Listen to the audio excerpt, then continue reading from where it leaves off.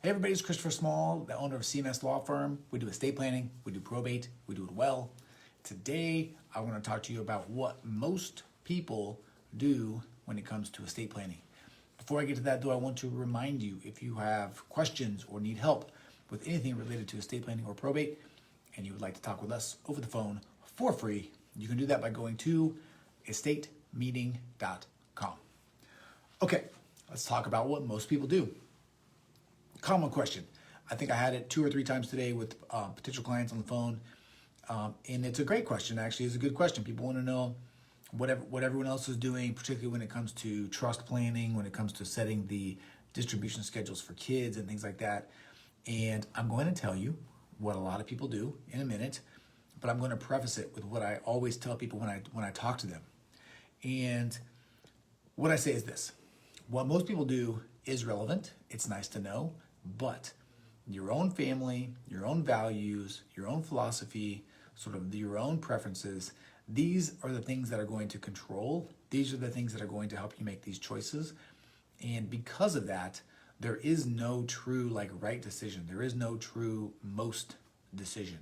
You know, people do variations on a theme for sure, but what everyone does, I try to help them make sure that it's done with the lens of their own family on the choices that they're making.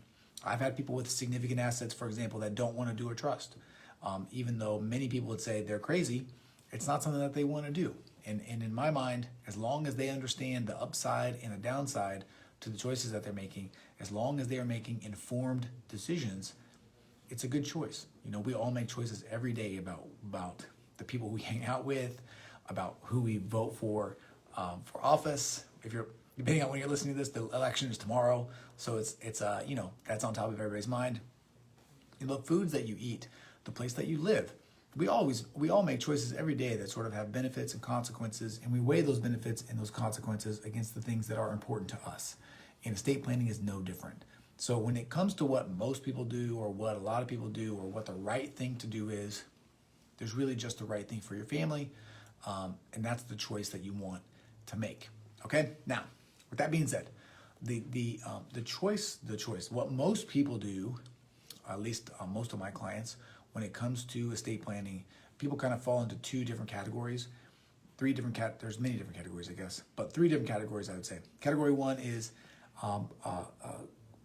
parents with young children. Okay, if that's the case, and with any kinds of assets at all, you're almost always going to do some sort of a revocable trust. It just allows you to extend and manage and oversee assets over a longer period of time if something happens to you. Okay, so revocable living trust. Those distribution levels are often something like discretionary distributions for health support, education, and maintenance until they turn 25, until a kid turns 25. Once they turn 25, they get up to a third by asking. When they turn to 30, they get 2/3. When they turn 35, they can have access to as much as they want just by asking. And obviously also still get those discretionary distributions.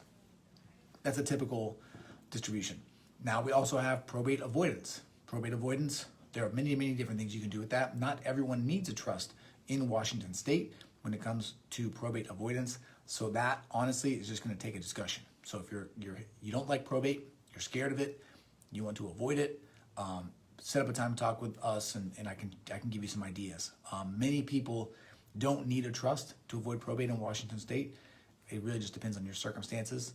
So do that. And then the third is those things don't apply at all. You don't care about probate, you don't have young kids, or you don't have the need for that. And then maybe you don't need anything. You just do a regular will, power of attorney, sort of what I would call the foundational plan. Okay, so that's a very, very brief, very, very broad overview about what most people do. And I would, again, the key is you're going to want to talk to somebody to figure out exactly how your situation applies, how your philosophy and your goals apply. But generally, that's how people roll. All right, that is it. As always, if you like this video, please hit the like button. If you know someone needs to hear this, please share it with them. Leave a comment or question if you have one. If you can subscribe. If you can leave a review. It helps people find the podcast. And obviously, I'm just out here trying to trying to impart as much estate planning wisdom on people as I can. All right. And if you have more questions about estate planning for yourself or for others, you can talk with us over the phone for free by going to estatemeeting.com. Okay, that's it. I am Christopher Small. I am the owner of CMS Law Firm. We do estate planning. We do probate. We do it well. Thank you for your time. Thank you for your attention. I appreciate you, and I'll talk to you again soon. See ya.